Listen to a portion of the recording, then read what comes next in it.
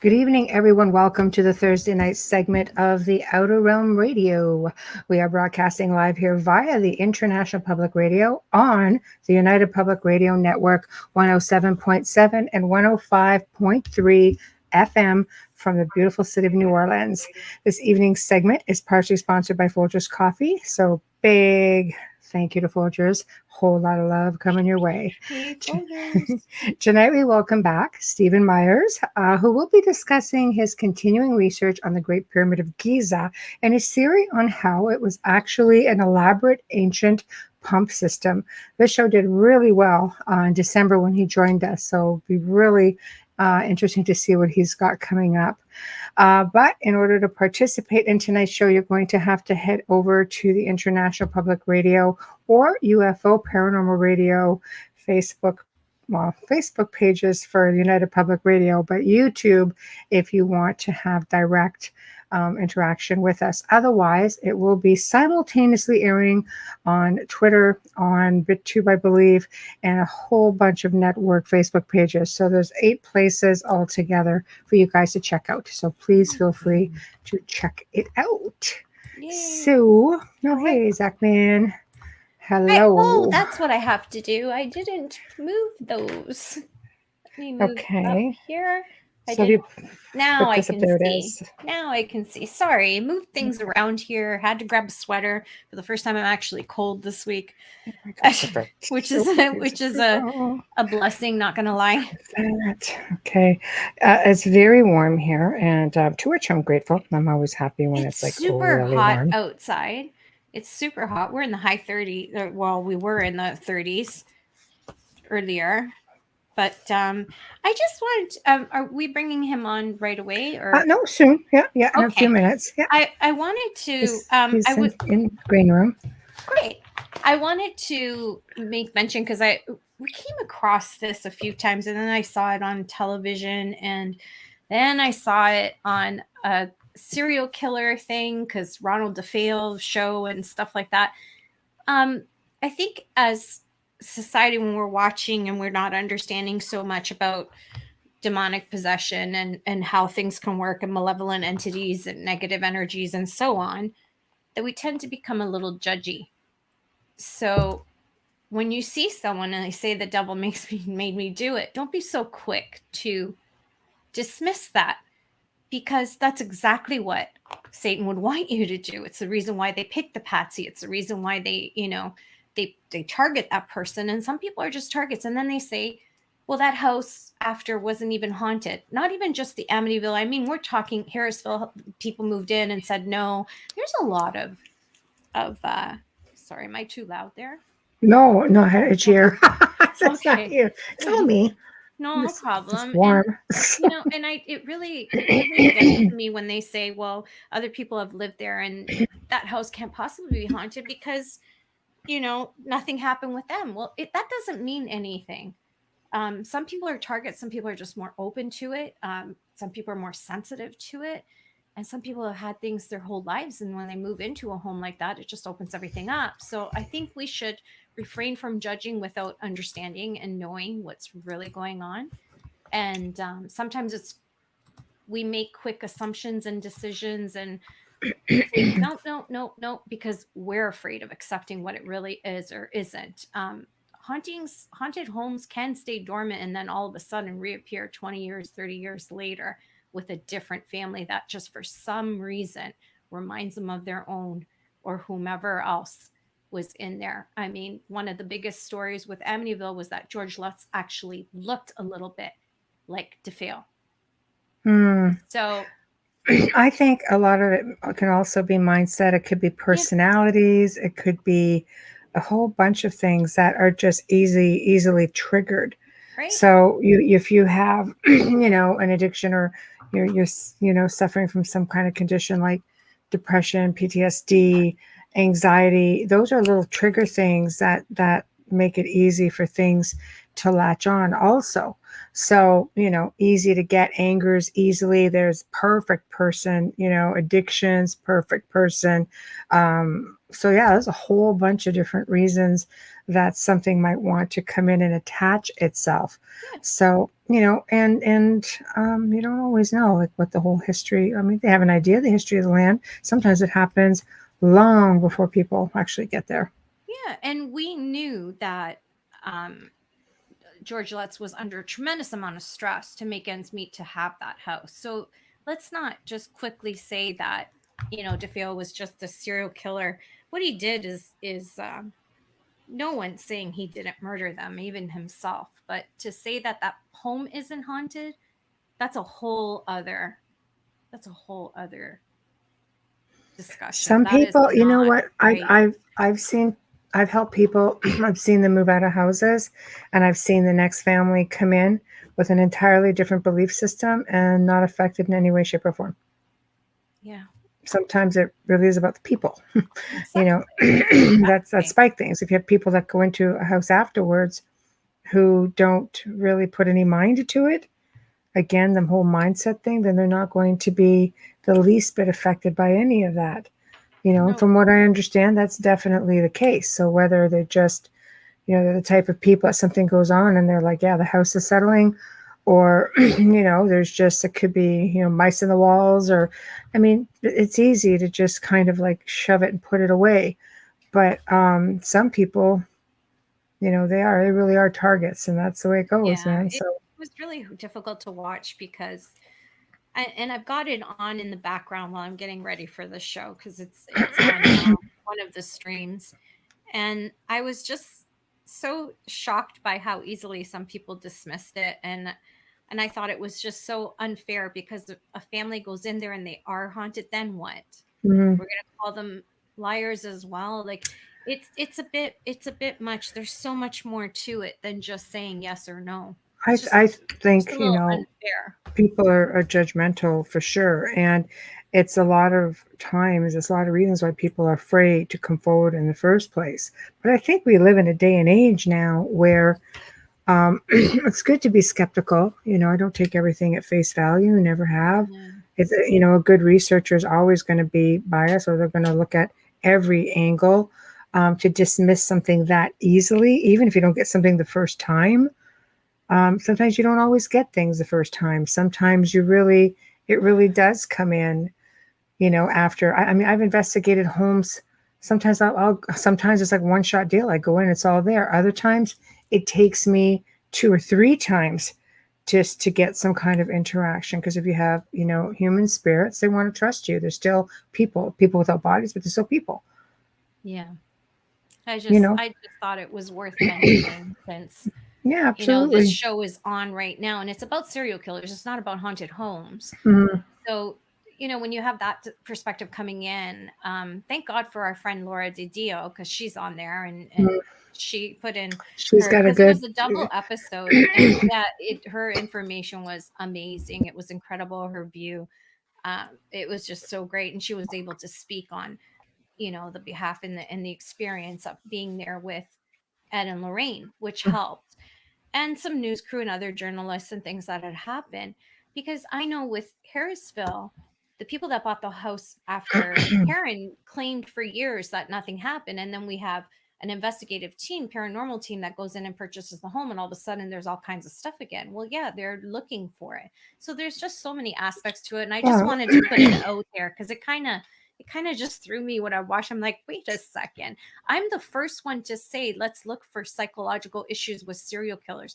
I work in that. I'm not going to say, yeah, a demon made him do it. No, we have to look at everything. But in this case, I have to tell you, I lean towards the demonic. I'm sorry. It's just too obvious in my face for me. Just mhm, my opinion. mhm.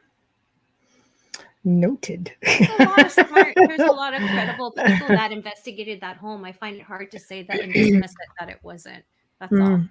No, absolutely. Yeah. Absolutely. Always worth a mention. Thank So, you. with that said, we are going to bring on our guest, and it's pretty exciting. Stephen was on in December, and the episode was really well received. The archive did really, really well. I think people are fascinated by the Great Pyramid of Giza, its constructions, different theories. It's he's got a really interesting theory, and he's got a lot of things to back it up. So when Joe is ready, if we can bring Stephen on, and there he is. Hi, Stephen. How are you? Hi. Hi, Hi, Stephen. thank Nice you to guys meet for having me back. What an honor. nice to Oh, meet thank you. you. Yeah, you didn't How get are to meet you? Amelia the last No, time, nice to so Oh, meet that's you. she's right. She was gone. Yes, she Yeah, I was was. away. How are you? very good. And it's always fun to be on a show, but when you get asked back, then that's a wonderful thing to hear Aw. Oh, thank you. for Well, a humble the researcher. listeners Thank really, you. really enjoyed the segment, that's for sure. I mean, the archive, I was sending you the archive link, I think, for a little while after that. It was just jumping, jumping, jumping, jumping. It's like, wow, this is doing really great. So Yes, there's been a lot of interest, that's for sure.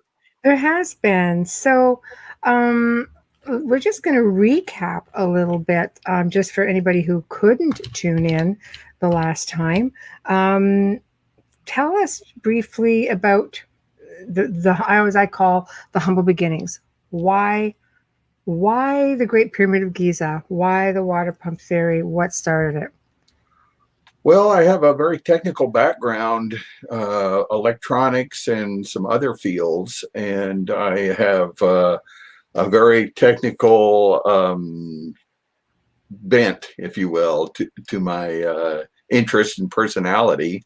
Right. I have a metal lathe, and I collect antique gasoline engines and all of that. So, what I was interested in ultimately was this 45-story skyscraper in ancient Egypt we call the Great Pyramid, and how it was built, and why. So Mm, the technical aspects, right. and ultimately, as I did, like everyone did back in the day when I got started, was you go to the library and go to the card catalog and find out books about ancient Egypt.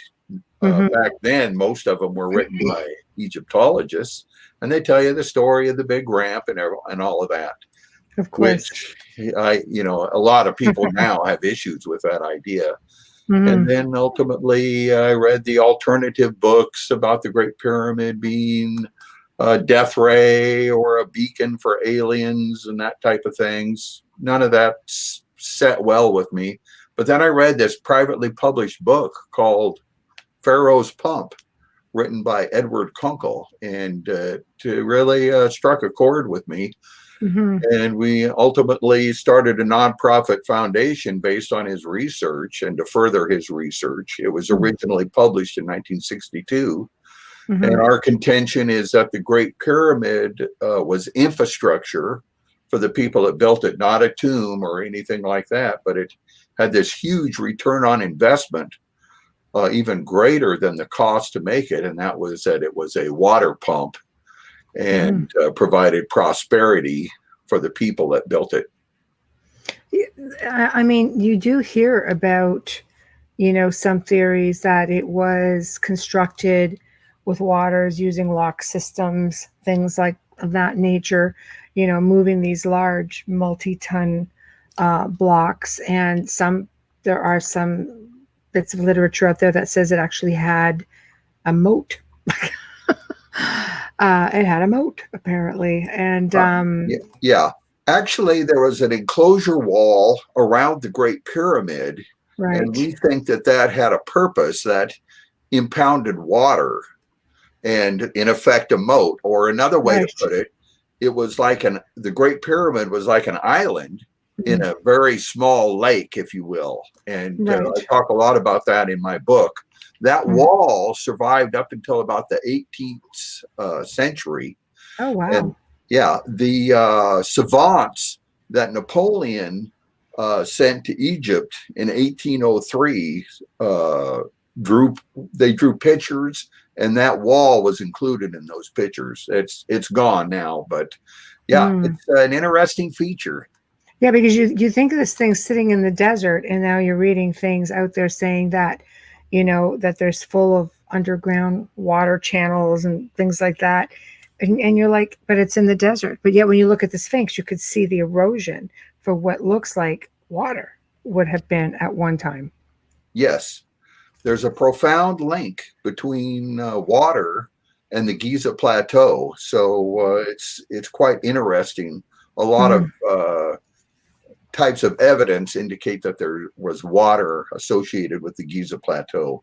Mhm. With some erosion, and also inside the Great Pyramid, Sir Flanders Petrie found Nile earth, which is like sediment, that type Right. of thing. So yes, So water did is. it overflow its banks to that point, do you think, or did they just bring it up? I think that water went through the passages and chambers, and there was some sediment Um, that Sir Flanders Petrie found. So right. it's all part of the process, if you will. Right, right. No, fascinating. I know. I'm just trying to recap on some of the things that we had discussed before. So, you'll have to just forgive me because I'm just going through the list. I want to make sure we don't backtrack too much on it, because I want to move forward with it. I just want to hit some key things. So for those who didn't listen in the first time who may have missed it, it'll be easy to catch them up. Um, so I mean, obviously you've been researching this for a long time. And what kind of findings have you come across that validate this theory? Oh well, you talked about a moat, and Yes. the wall around the Great Pyramid. Certainly, the casing stones, the precision cut Hmm. casing stones, are cemented together, watertight, with a bonding agent that is stronger than the stone itself. Hmm. So that's kind of implies there is some need for that, not for Hmm. the pharaoh's soul to leak out of the Great Pyramid, but Hmm. to impound water and a whole host of other things that indicate water was associated with the Great Pyramid. Hmm. And how did this benefit the Egyptian people, aside from maybe employment initially? Oh, certainly. Employees actually cost money. Yes, So that's a benefit for employees, but that for happens. whoever's paying for this construction project, it's an Yes, expense. And right. to build something that big, the biggest structure ever built since, for thousands of years, there's bigger structures now, of course, but Yes. it was an expensive project. So somebody who could pay for it felt that there would be a return on investment. Egyptologists say, well, it was a tomb, but it was very ineffective because long open passages and sliding stones and doors on pivots don't protect the pharaoh's treasure. But what Yeah. what the Great Pyramid really did, the Great Pyramid water pump, was provide prosperity. They used that pump water to probably generate electricity, to power heavy machinery, certainly Hmm. for irrigation. The yearly inundation that occurred in the valley of the Nile isn't as effective for year-round irrigation. It just happened one time of the year. So with the Great Pyramid water pump, they could irrigate year-round, Hmm. and they could do a whole bunch of other things with pumped water. You can use uh, what they call a hydraulic air compressor. It uses moving water to compress air, and Hmm. that compressed air could be used for a lot of industrial purposes Hmm. and scientific projects. You can make freezing cold temperature with compressed air by going through a vortex tube. Hmm. You can make static electricity with compressed air and a whole host of other things. So I see the Giza Plateau as originally a science center or an industrial park, more so than just a big giant graveyard originally. Well, I mean, there's probably 200 pyramids, in Egypt, and of course Giza. The plateau. Those aren't the first pyramids. Do you think? I mean, because they're not all water pumps. A lot of them are tombs. Do you think the king sort of just took this for himself and said, no, this would make a great tomb?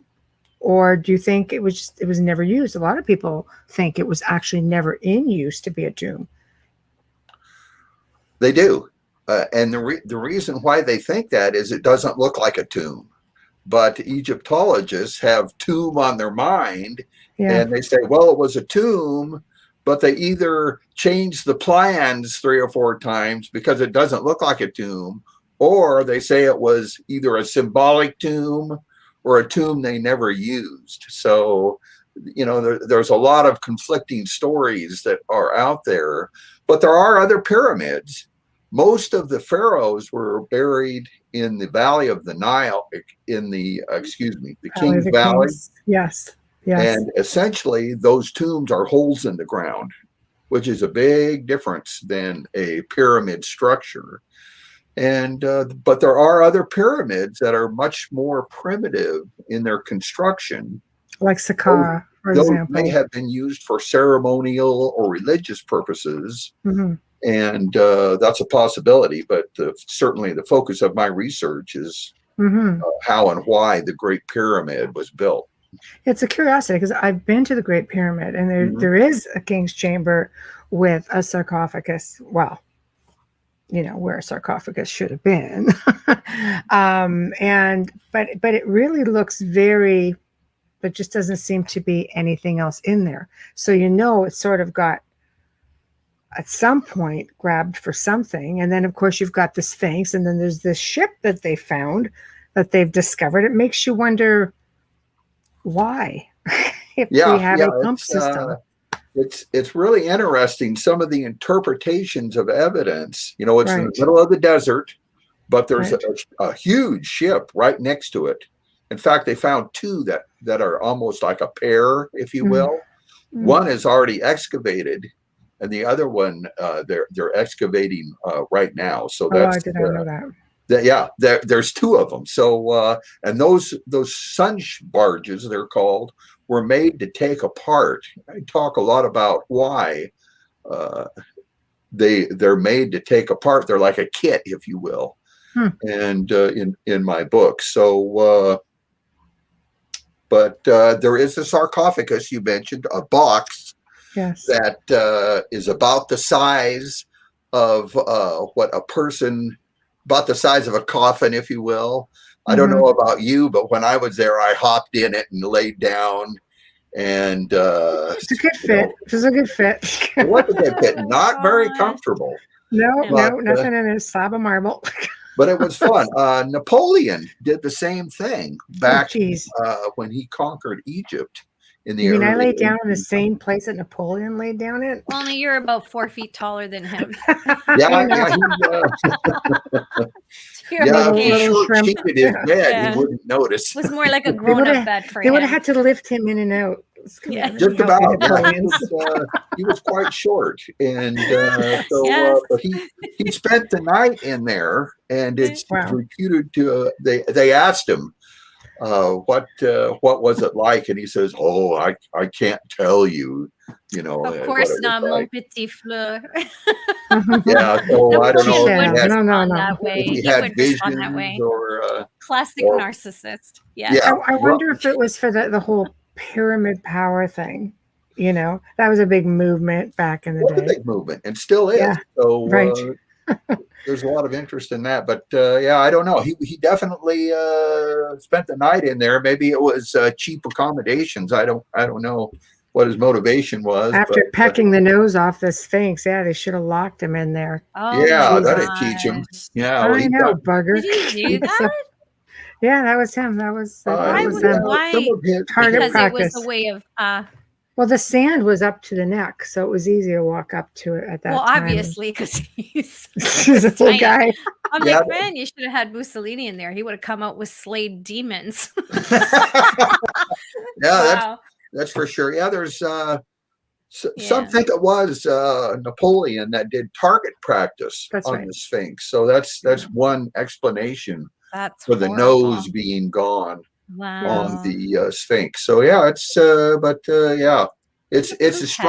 a strange place, the Giza Plateau. There's no other place like it on Earth, with this ultra modern structure with no ornamentation, no decoration, no formal writing, with these odd passages that go up like at a 26-degree Yes. angle, no steps, and it's very strange. It's hard to imagine a funeral procession to go up inside there, and so it's an enigma in a lot of ways. It is, because why a pyramid? Why the shape of a pyramid? I mean, you could do, I mean, modern dams, like look at Aswan. You know what I mean? Like, why a pyramid?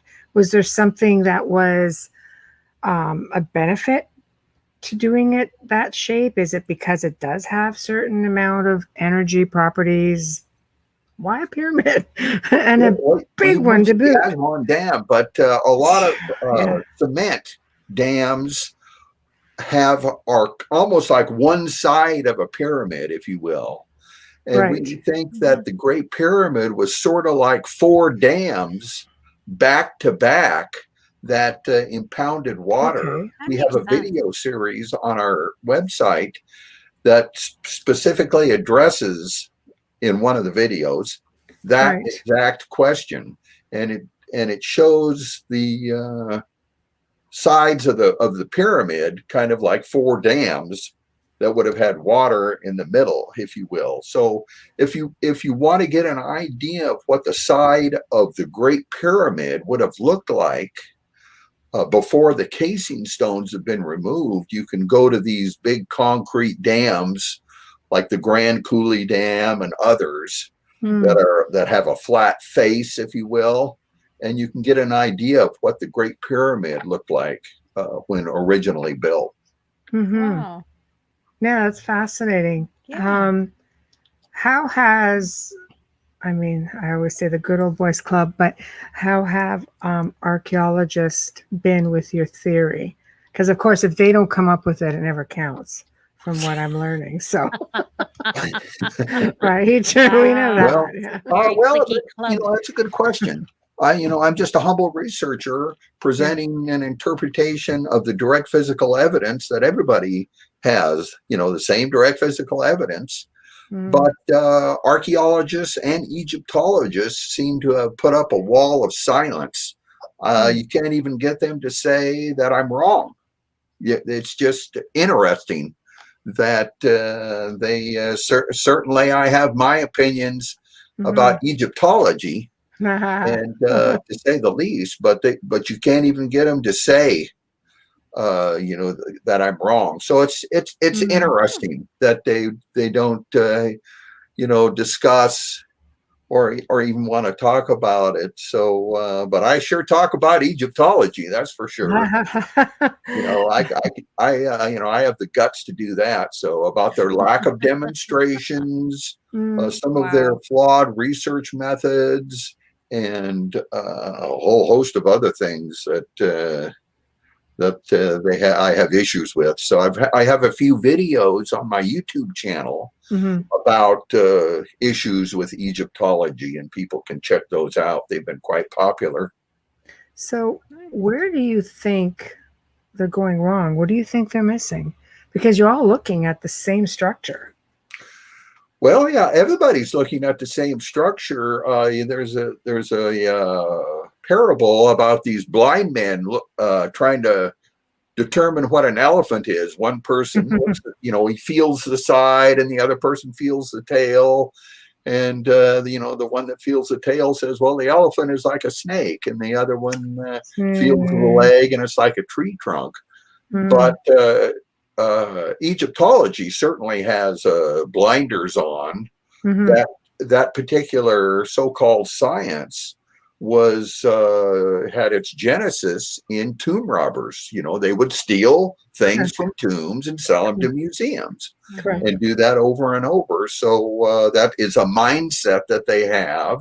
And Egyptology is, in fact, a stagnated science that they just tell the same stories over and over and don't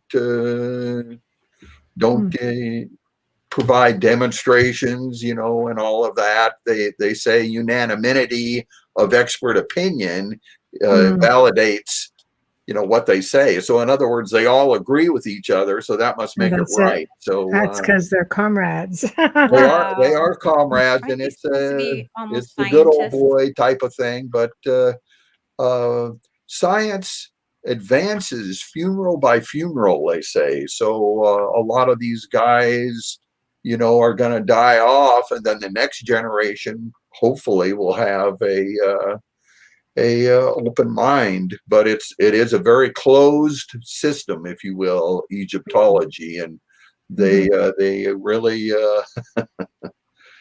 I know. fight to defend their position, certainly. And but I think Egyptology is the greatest hindrance to Mm. understanding ancient Egypt.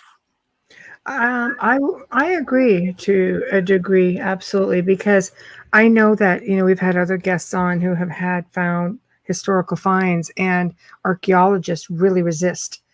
So it's almost as though, like I say, if they're not the ones finding it, it doesn't seem to count, and it's a constant battle of discrediting the find. And that's I think all theories should be explored. Like I said, you're all looking at the same building. When Yes. like, they'll look at those shafts that the ones that go upward, and like, well, no, because that was for light, or this the constellation. And so let's talk a little bit about the constellation, because when you touched on that the last time, Orion, I found that fascinating. So, but we only touched on it. We didn't really get into it a whole lot, because you say the ideas of the pyramids were aligned with certain star constellations, and it contradicts your theory. Well, there is that theory, certainly. Robert Bauval developed that theory, essentially the Orion correlation theory. Mm-hmm. That is quite popular right now, and it's essentially a collection of correlations between the Great Pyramid and stars and all of Yeah. that. So, but I do take issue with that a little bit. Not long ago, about 75 years ago, it was a very popular theory that the Great Pyramid and the Holy Bible Mm. had a bunch of correlations. The Great Pyramid confirmed the birthplace of Jesus and confirmed Bible prophecy and all of that, and that was wildly popular. You can still find websites that people that still believe it, but Right. it's the research methods of that correlation theory that seem to be the same as the Orion correlation theory. And I know the Orion correlation theory happens to be popular now, but I think that it's based on some flawed research methods, Mm. circular reasoning, and then the idea that the Great Pyramid is symbolic or religious or that type of thing. So the Mm. vents don't point to those stars, Okay, so that's because interesting. every 72 years the Okay. constellations or the sky moves 1 degree every 72 years. Right. So you have the evidence that the vents were made with extreme precision, but they don't point to those stars now. So you can make the interpretation that they're trying to tell us the vents have nothing to do with those stars. So I mean, No. it's just a lot of correlations that have no causation, if you will, and that type of thing. So I am a critic of that theory. So Hmm. it's just just a different take that people have. And That was a big one. I remember watching a documentary oh yeah, on one of the, I don't know yeah, which yeah, channel it was in the US, and they put these little robots that went all the way up those shafts just to yeah. see which stars they pointed to. Oh, wow. Right. I think Yeah. one got So yeah, stuck. no. Oh, Yeah. It never made no. it Yeah. through. And of all the Mm. explanations of why the Great Pyramid was built, that seems to be the smallest return on investment, Funny. because you could just point a stick to a star and not have to build something that would cost now probably $25 billion. So Wow. It's so hard it's to fathom. That. Yeah, it's just a small, it's people would say, oh, well, they're religious. Well, every civilization is religious. American Indians, South American, Eskimos, but that doesn't mean that the Great Pyramid is a religious structure. In the 1930s, the United States was very religious, but they also built the Hoover Dam. But that doesn't make the Hoover Dam a religious structure. Mhm. Right. So, Right. there's other people besides myself that contend this correlation theory, had some issues with the research methods. Precision doesn't validate a correlation. It's a causation, something that ties the two things together. The Beatles had four members. The Great Pyramid has four sides. That's a very precise correlation. So, but it's false because there's nothing to tie the two together. And the precise correlations of the Great Pyramid and the Bible, they're very precise with the pyramid inch and all of that. Mm-hmm. They're false because there's nothing to tie those things together. There's a website called Spurious Correlations. People can look that up. Wow. And they talk about the precision of a correlation between the number of Nicolas Cage movies there are and the people that have drowned in Nicolas pool. Cage Oh, I movies. thought I you love were it. going to say, and how many of them are good, because that would be a very low number. Oh man, I've seen some bad ones recently. Oh yeah, Oh man, you see them and you're like, wow, you must really want to work. I don't know. yeah. Oh Kudos yeah, to yeah. I Nicolas. see. I can't think of the name of it, but he was at this amusement park. I hope you see it. I mean, it's exquisitely Oh, I know bad. what it is. It's actually about ghosts. Yeah, Pay the and Ghost. anyway, he Called was Pay the fighting Ghost. all Yeah. these. Oh my golly, Pay yeah. the Ghost. It's a paranormal film. It He was he bad. digs that sort of stuff, though. He does. Yeah, but He it's does, just but that film was like really bad. well, it was Really bad. He was Saturday Night Live had a we're getting off the track. They That's had a little okay. skit called Bad Cinema. Oh, And that last Nicolas Cage movie. Oh my It god. was Season of the Oh, Witch. You would Nicholas. enjoy him in. Yeah. oh, He Nicholas. plays what would be like a Knights Templar in Season of the Witch. You would I like that actually one. liked season. I loved it. The Well, ending was a he little, used to make exquisite movies, but I mean, I can't, well, I'm not a movie was a- critic, but it was a good story, but the ending kind of just left you like, what? oh yeah. What just happened? But it What was did you just yeah, say? like what did you just do? You just went from really high quality film to CGI mania, but the storyline was really, really good.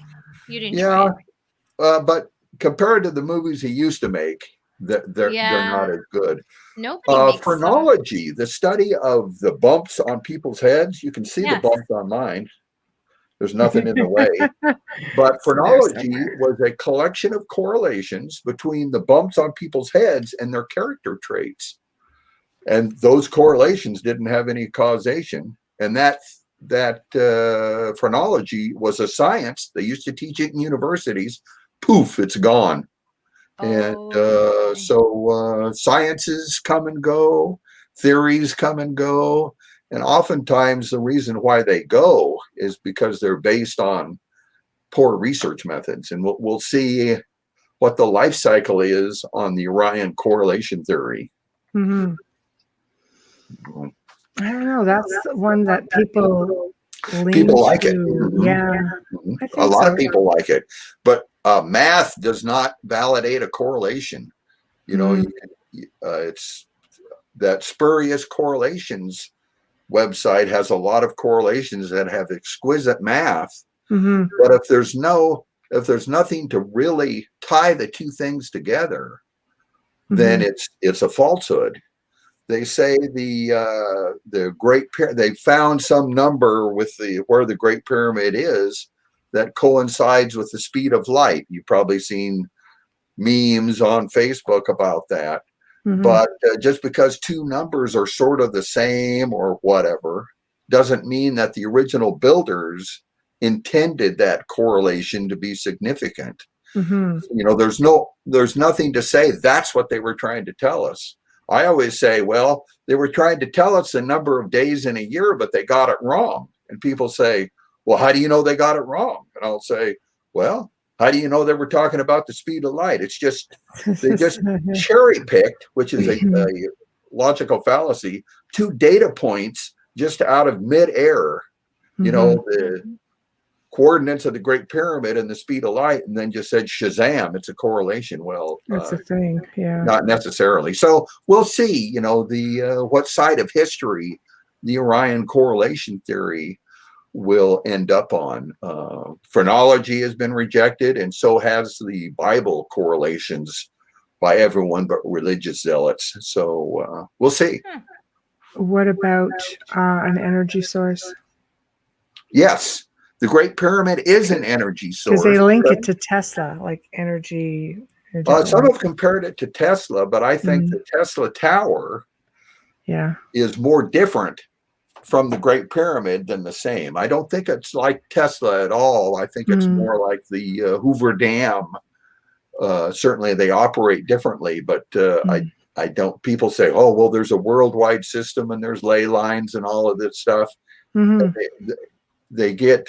They introduce more variables to their research, and valid research tries to reduce the variables. You know, they compare the Great Pyramid with everything: human anatomy, rainbows, stars, and then they data pick or cherry pick these data points and then think that they are related, but it's that's not a valid research method. So we'll see. But no, yeah, the Great Pyramid provided power by water power. I think, like the Industrial Revolution was started using water power. So in England and also in the Atlantic Northeast, where they had a lot of like waterfalls, and they made mills and everything. So yeah, it's a great machine. Yeah, I guess it's just because you see it in the desert, but you don't know what it was or how far up the water was back in the day. Right. Right now, the largest structure in the Valley of the Nile is the High Aswan Dam. Big, much bigger than the Great Pyramid, probably 25 times the volume of the Great Pyramid. And it makes electricity, which a lot of it is used to pump water. There's also the Mubarak pumping station, the largest pumping station in the world, and it is in the Valley of the Nile. Wow. So they use the High Aswan Dam to power this pumping station. So in modern times, they needed a system to pump water in the Valley of the Nile. And I think in ancient times, they needed a system to pump water in the Valley of the Nile. And that they used the pyramid to do it. So you figure this. So this was constructed specifically to be like to for the purpose of what the Aswan Dam is doing or what the Hoover Dam is doing to pump water through. And what that? Woo! I get an A+ for that. Okay, good. You know what the Hoover Dam and the Aswan Dam are doing? They're doing something really important. Keeping up. I'll show you. They're making people can eat every day with the Aswan Dam. You know, isn't that exciting? Yes. It is. Make prosperity, electricity. You know, they're in the Valley of the Nile. Right. My favorite dam is the Grand Coulee Dam in Washington State, and it is on the Columbia River out here in the Pacific, central Washington State. But it's a desert area with a huge river that flows through it.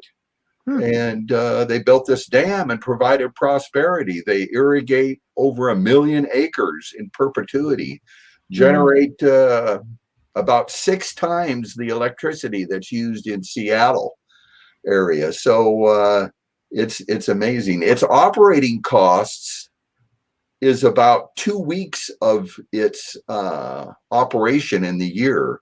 So the rest of the time, their income is pure gravy, if you will. So it was a big investment, but huge return on investment. So that's what the Great Pyramid was. It provided, it turned toil into leisure, and it turned poverty into prosperity. So it's a fantastic structure, I think, in ancient times, non-polluting. Hmm. and energy efficient. So I'm certainly excited about it, and our nonprofit foundation wants to redevelop that ancient high technology for our modern but very troubled world. Oh, wow. Well, it would be good if you could, that's for sure. I think we need all the help we can get. Oh boy, Um, right? So, okay. So, with that being said, let's talk assembly. yes. How, I mean, if you're looking at the layout of where the Nile is now, for example, in comparison to where the Giza Plateau is, that's a bit of a hike. How did they get all of these stones? Because, they give you theories, building ramps. You I do actually okay? know the answer to this, but I'm Okay. going to let Stephen answer this. I actually know this because I researched this. I was so impressed. Okay, there we go. So Well, we'll I get appreciate Stephen's that. theory. Yes. Well, the construction, like they'll Yeah. say, well, they built ramps and they brought the stones up. How do Mhm. you think that they Mhm. constructed this thing? Yeah.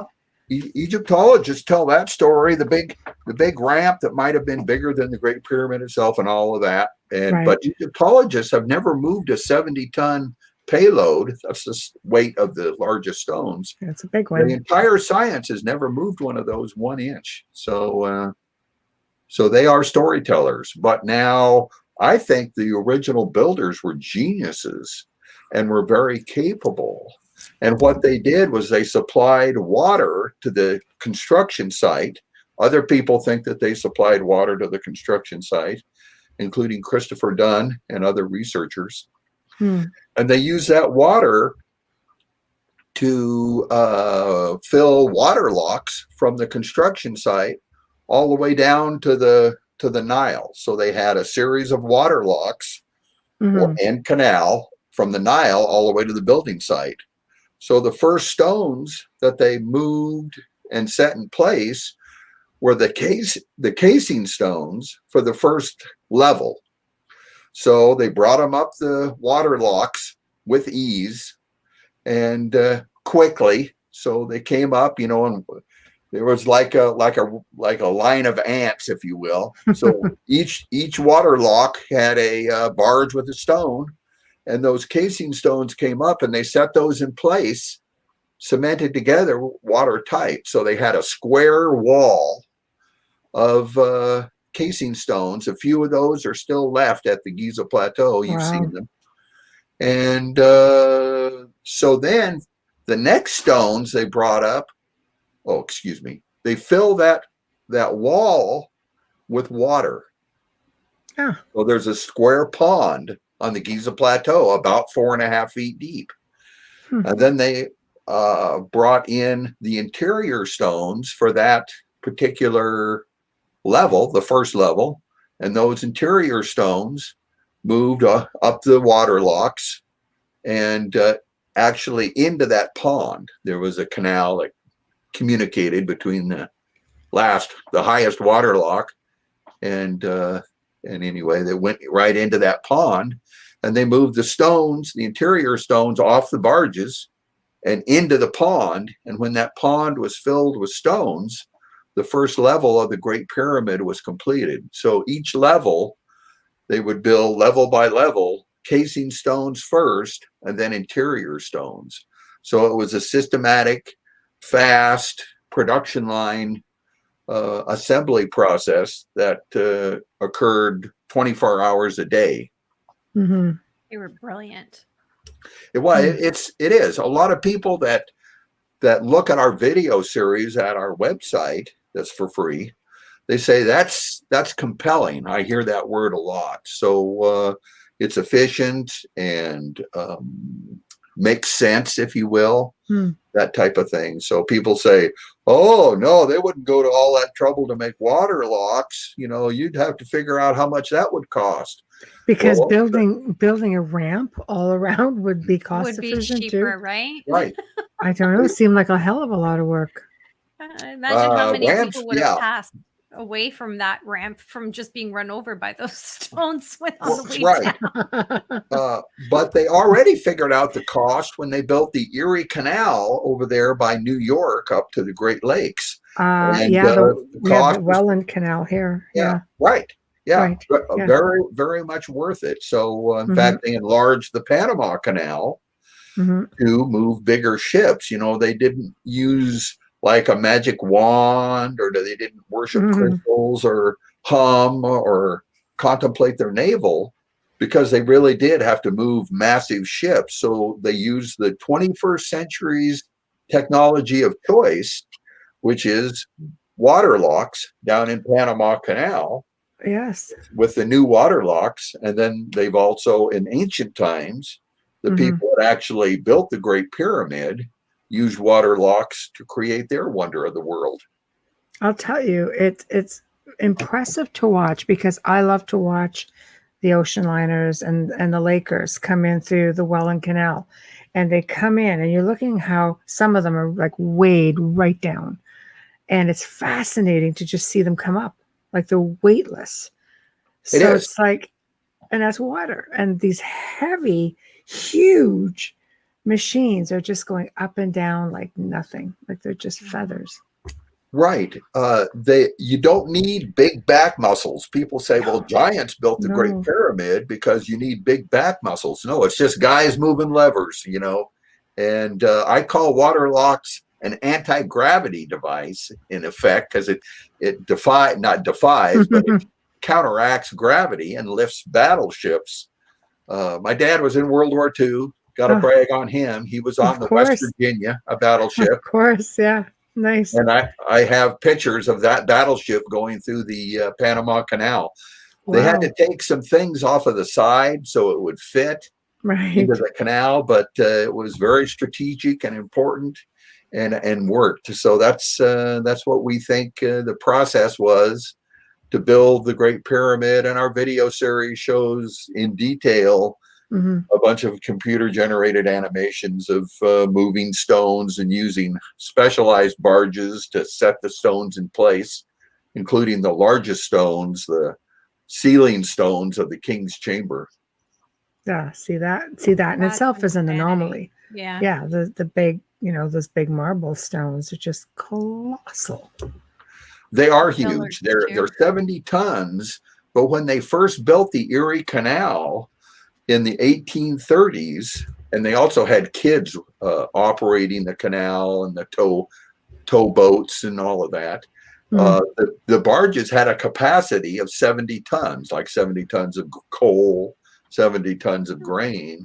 Mm. So in the 1830s, little kids could move 70-ton payloads. Jeez, right? Now, I can now imagine. Egyptologists, oh, we can't do it. See, But Bubbles, you Morgan can do people it. can do it I all can day do long. it. That's it. 5 foot Even 4. Bubbles I'm gonna can do move it. a 70-ton. Yeah.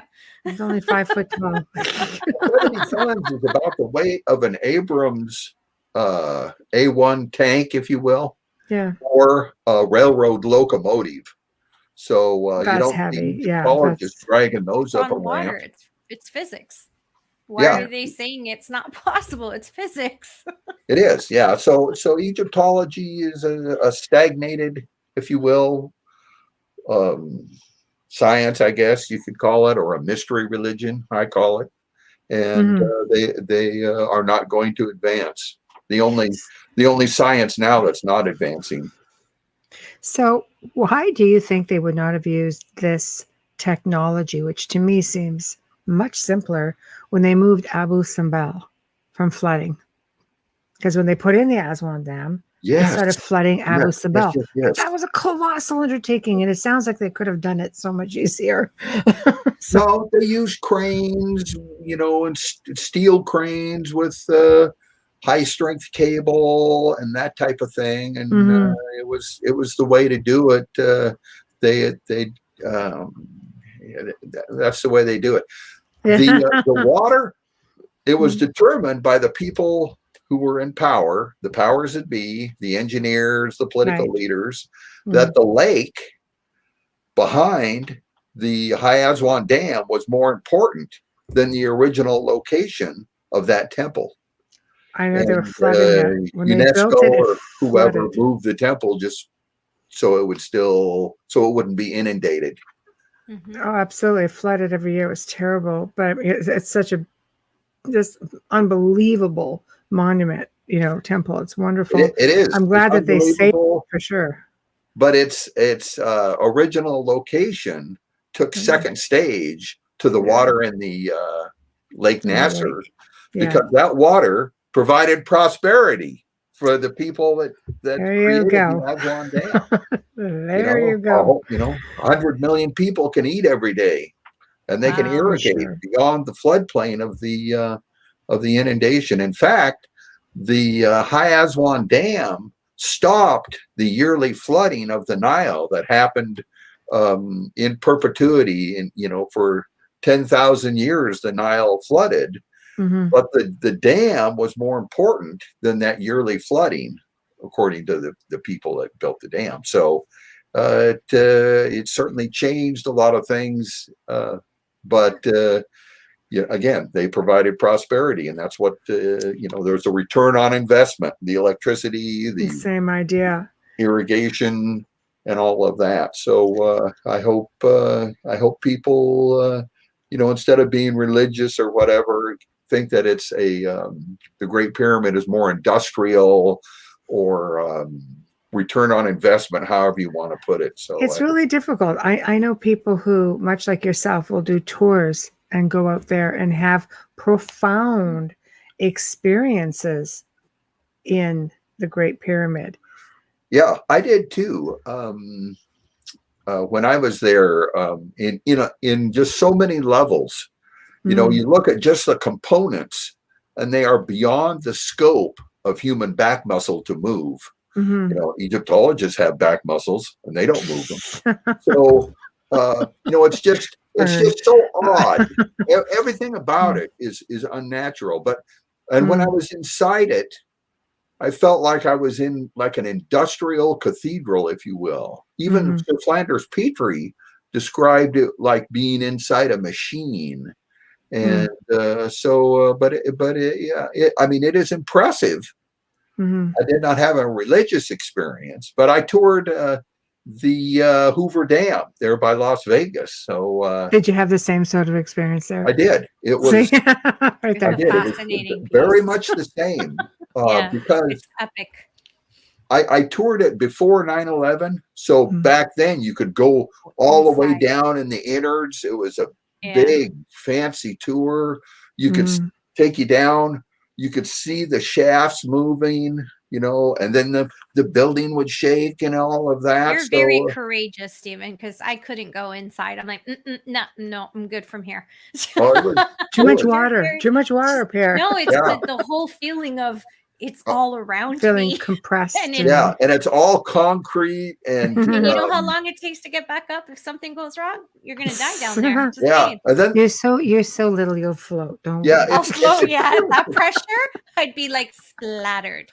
It's a tourist attraction. And anyway, back then, there were so many people lined up on the dam waiting to get in that the people that worked there, and this is no joke, they would put everyone in, and then they'd say, okay, now let's put the rest of the people in, where you're standing there like this. Wow. And then they would put more people in where it was uncomfortable. Wow. I don't know how to put this, but you were up against strangers. And then they'd get the door shut, and you'd go down, I don't know how many, 40 stories. That is so dangerous. So dangerous. Oh, yeah. So many levels. It was all this brass and Art Deco decoration, if you will, like on the elevator. And there was this place that they had a desk down in the dam, and they had this light, just like a desk lamp, but the lamp shade was built into they had a recess for this light, so the light shade was made out of the dam itself, concrete. It was just odd. Now you can't do it. You can't go down into you like can't that. go down Very into anything like tours. that since 9/11, right? There's a lot of things you can't do since a lot of things. Let alone now after the pandemic, but the Hoover Dam, when you're on it, scares the crap out of you because of how many people are on it. I always think, like, how much can this take? It's not solid. There's a shaft, there's people working underneath you. This isn't a solid structure. It's really Yeah. Yeah, it's strong, but it's another thing that's quite just a wonder of the world, if you will. I went to the Grand Coulee Dam. I don't live about a day's drive. I'm in Oregon, and it's in eastern Washington, central Washington. And I did a tour recently. They limited it to like 20 people. You had to have photo ID, had to go through a metal detector. And they used to have like college kids give the tour. Now it's a burly guy. They have a guy in the front, a guy in the back, and they each have a gun. Well, they're probably With, Navy SEALs and you don't even know it. yeah. Well, they have a gun with their hand on their gun. Yeah. And they give you a very abbreviated tour. And then they say, get out of here. I'd It's really strange. be afraid to be in that, because what if somebody like does something wrong and these guys like pull for their gun and you're there? See, Right. I'm a petrified chicken. I really am. Yeah. I always look at all the worst case scenarios before I do anything. Yeah. I'm kind of a nut. I kind of held back and everyone kind of left. One of the two guards came and got me and said, come on. Yeah. Oh yeah. Yep. You gotta watch And yourself. the reason is that infrastructure that's in the middle of the desert associated with a big river is more important than being a tourist attraction, if you will. A lot of times, in fact, now you can't even, you used to be able to drive across the Grand Coulee Dam and the Hoover Dam. They built this great big bridge up high, huge, $100 million to build this high bridge that they've recently completed, and I call that the security bridge to keep people away from the dam. So it's because they were too close. They were right on top of it. It was so dangerous. Yeah, you used to drive right on it. There was a movie that the end of the movie they kissed it right on the dam type of thing. So it is, but it's a marvel of engineering. Some adverse environmental impact, but it also stopped there used to be flooding in that area and that type of thing. But I do like the dams. Not in favor of the nuclear power plants. They're pretty spooky, that's for sure. Yeah, so some places you just sort of want to avoid. Yeah, the nuclear power plants, I'm not in favor of those very much because the obvious disaster is just too much, and it's one of those things that if it works, they work great 99.9% of the time, but if the brakes on your car work 99.9% of the time, doesn't mean always. Yeah, you'd have a crash every day. That's true. I know. You think about that video they put out of I don't know if it was a video or a documentary. What if the Hoover Dam went down? How it would impact the city and how it would start. What would the likely cause of it be? And it's just like, I'm not ever standing on that again. I haven't seen that, but I'll look it up. Oh my gosh. Yeah, that's where Las Vegas, gets all of their cheap electricity. Yes. And that's, it drives Sin City, if you will. Yeah, right there in the desert. So it's the only way you can get electricity in the middle of the desert. They were brilliant with that. Right. So before the dam, Las Vegas was just a gas station on a dusty road. But now with the cheap energy and other reasons, they it's a megalopolis. So I like Las Vegas too. I do too. Same sort of idea as the Giza Plateau, though. Still desert. Bring in the water. All of a sudden, everything starts thriving. Everybody starts settling in and around it. Do you know of any other ancient locations that seem to have mastered what the Egyptians managed to do here?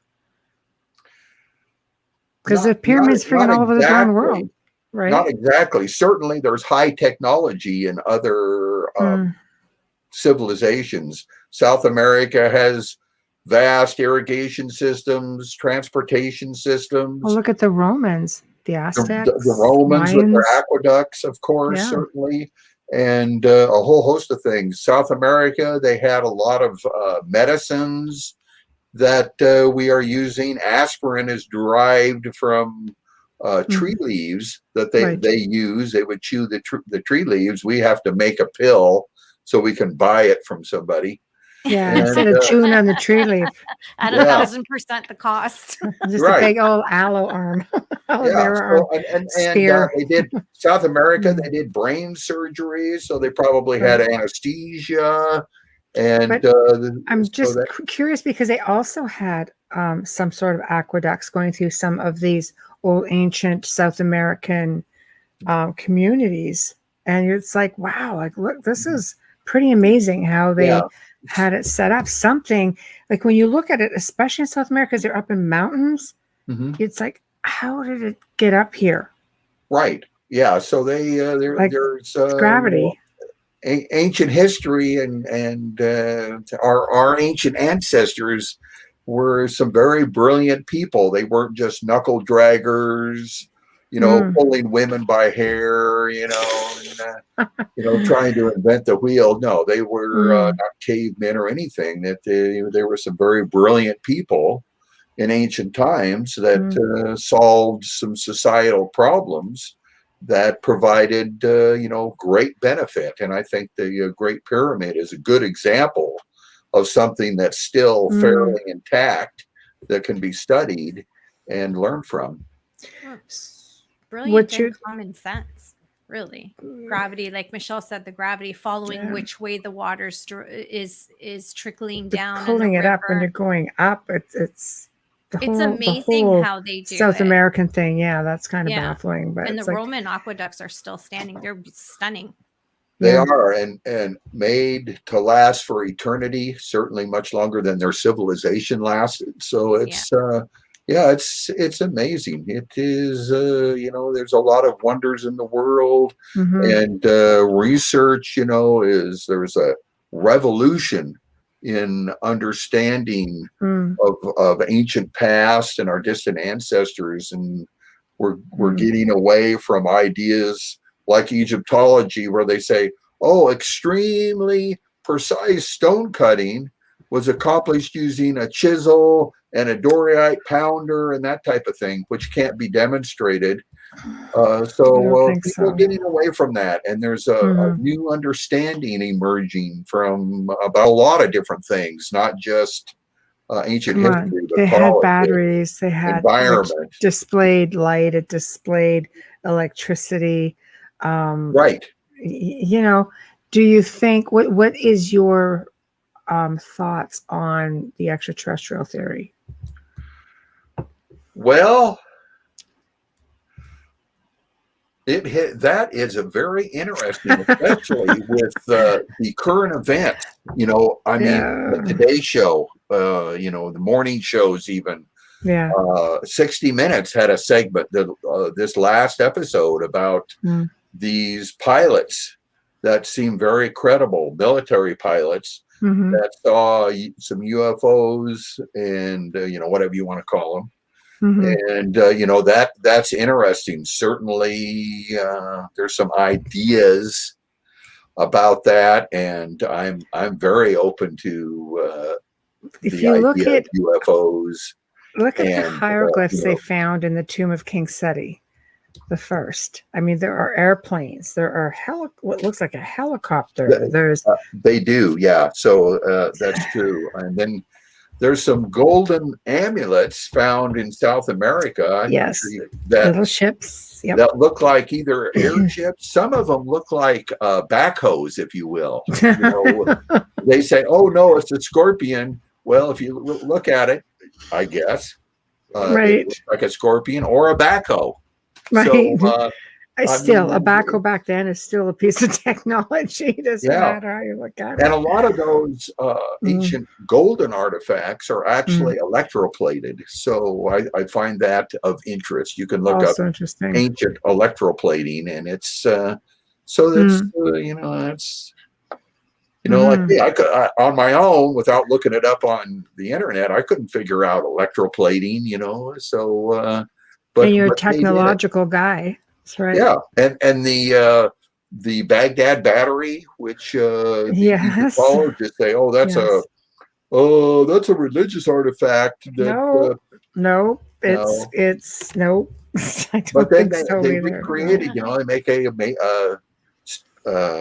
clay jar, if you will, with the Yes. copper tube and the Yep. iron Yep. spike in the middle, and put in orange juice, and you got a half a volt of electricity. So that's a demonstration. Somebody taught them something. I do believe that. And if the theory of levitation is a thing, I mean, there are monuments and monoliths out there that, are even believed to have been built by giants because they are so bloody colossal that there's not a whole lot of explanation for it. So I don't know. There's a The lot of ET mystery theory lends to some of this stuff, to some of it. I'm not saying Yeah. every stone that was Oh ever no, moved, no. No, no, no. but I'm just talking Yeah. about I the mean, even in the construction process. pyramid. Yeah, because a lot of people think that there was ET intervention with that. That's why I Well, was that's asking your theory possible. on it. Yeah, there's the ancient man. I think always had high technology. Exactly where it came from is unknown. The Bible indicates that that ancient people, like the fifth generation from Adam, they Hmm. were able to make iron. They had musical instruments and a whole host of other things. So I don't know about now, but ancient people were geniuses, and certainly necessity was the mother of invention, and that type of thing. So I think a lot of things are going to come to light in this revolution of understanding, and a lot of things will go by the wayside. Certainly, the biblical correlation theory, Hmm. phrenology already has, and we'll see about the Orion correlation theory. The jury is still out on that Hmm. explanation. So Okay, so if you're getting into the pyramids, which the theory is it took them, what, 20 years to build it? Do you think it took 20 years or do you think it took less time because of your theory? okay, the people, Egyptology has been around for 200 years. Right. Okay, about fairly modern Egyptology, and they have an explanation or a story that, oh, it took about 20 years because there are some hieroglyphs or scraps of papyrus that we interpreted, but we can't even move one stone. So in 200 years, they have not moved one stone. And All right. if the construction of the Great Hmm. Pyramid was left to Egyptology, it would never be built. So, but then they say, but I say, to answer your question, I usually say about 7 years, and everybody's head explodes and all of that because of this short timeline. Hmm. But if I was a leader, I wouldn't wait 20 years to make a water pump. And using the systematic water locks that operate 24 hours a day, it's a very fast process. When the Yeah. Erie Canal moved the weight of the Great Pyramid, about 6 million tons, higher than the height of the Great Pyramid in about 2 years. So it's quite a method, if you will. So I would say 7 years. Now, That type but of thing. couldn't they validate this? Because I know a year after I had been there, they found a village right down, downhill from the Great Pyramid, and it's where all the workers lived. And they would find stones, and they would see carvings on the walls, like grocery lists, and how much they were being paid. Like it was a fully functional society that they deemed, just by the information that they had found, that they must have been the workers on the pyramids. So you would think that maybe that they would have some kind of a timeline.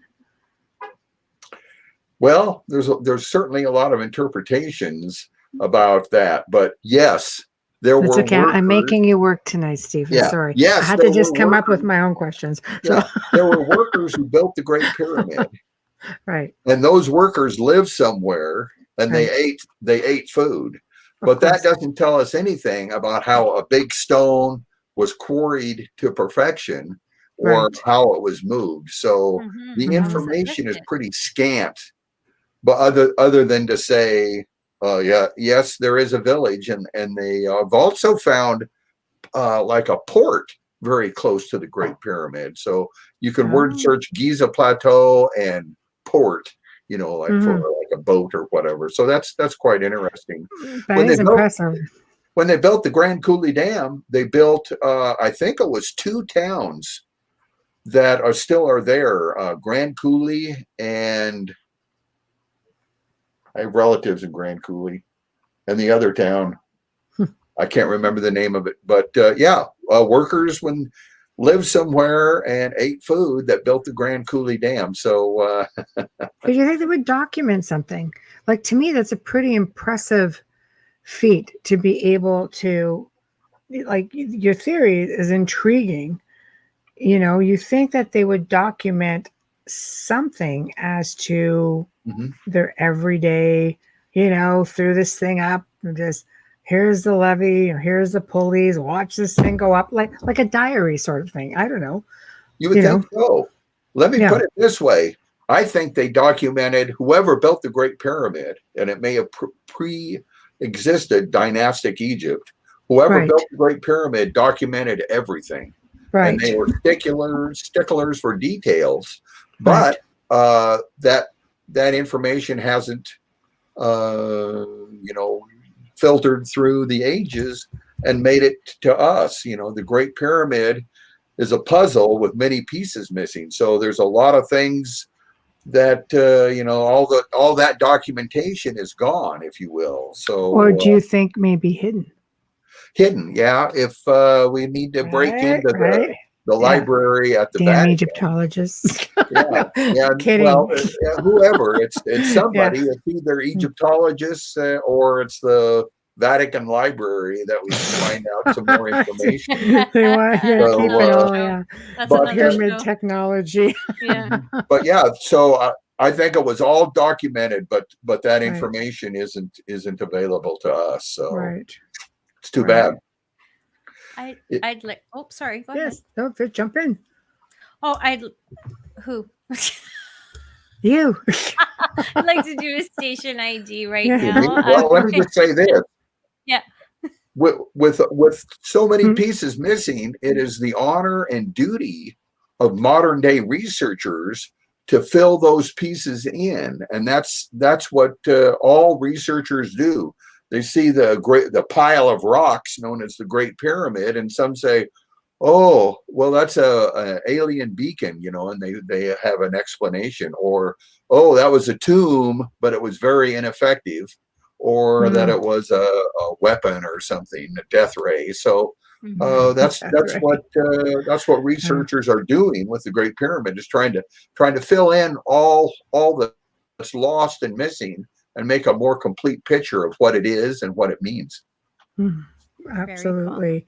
Station ID, Amelia, go ahead. Station ID. If you're listening to us, you are listening to The Outer Realm with Michelle Desrochers and Amelia Pisano, with our special guest, Stephen Myers, tonight on 107.7 FM and 105.3 FM in New Orleans. We are United Public Radio, International Public Radio, and the last one I never remember. So you'll have to Change the look name, that Joe. one up. Change the name.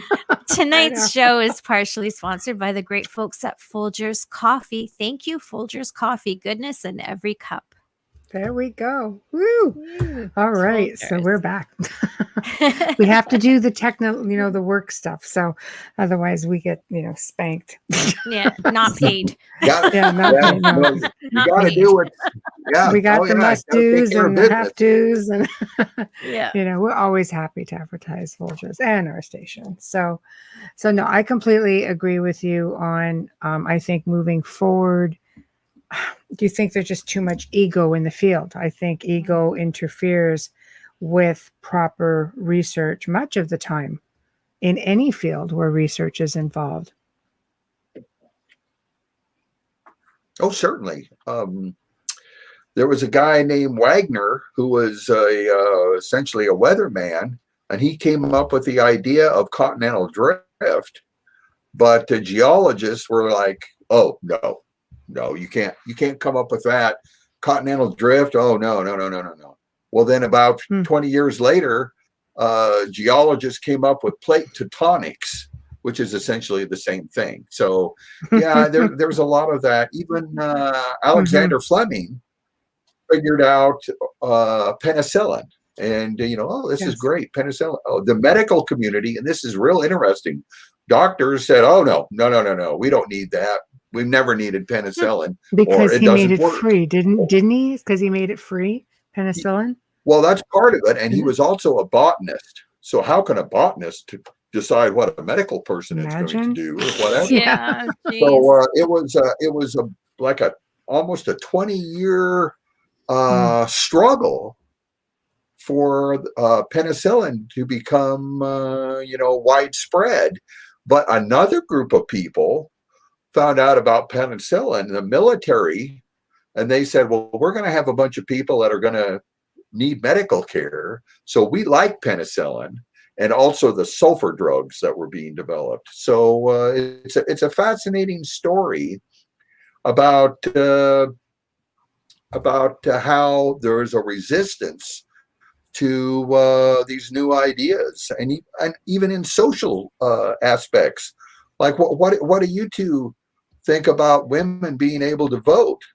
Well, that's pretty easy to figure out. Women should be able to vote. I know that, you know that, but it took a generation or longer for that struggle that to have a voice to come to fruition.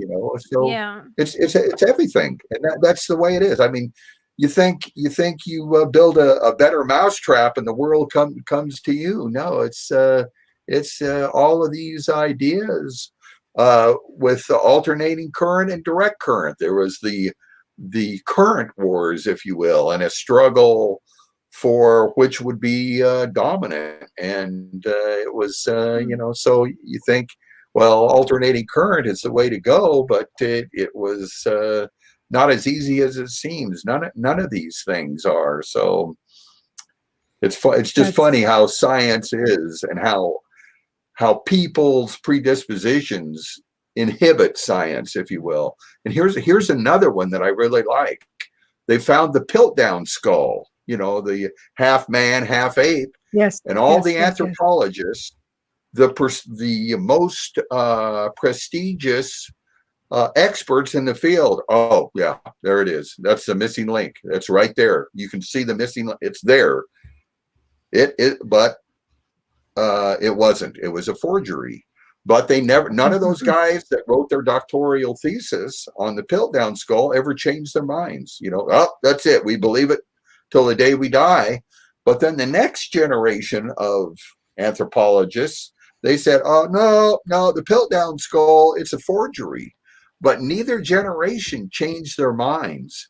So it's, truth, you would think, stands on its own merits.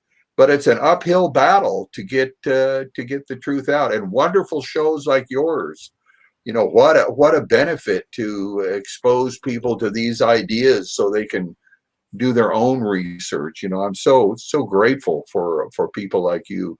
Oh, thank you. We're grateful for you coming on and explaining this. It really mesmerizes the mind to think that science is supposed to be forever evolving. There shouldn't be any ego in that. It should always be, moving forward for better and better and better, and taking what you know and just making something even better to benefit all. You would think, and that sounds good, but that's not the nature of the human condition. Yeah, it's really sad because, when you're talking about these scientists and what happened with penicillin and so on, it almost sounds like a political battle. It doesn't sound scientific. Sounds like there's like an agenda, right? Yeah.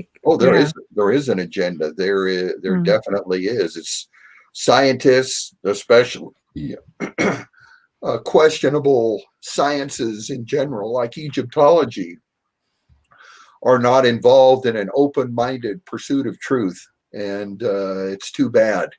So it's, you would think, but it's certainly not that way, and it's there's a lot of people that are truth inhibitors, if you will, And so we'll see.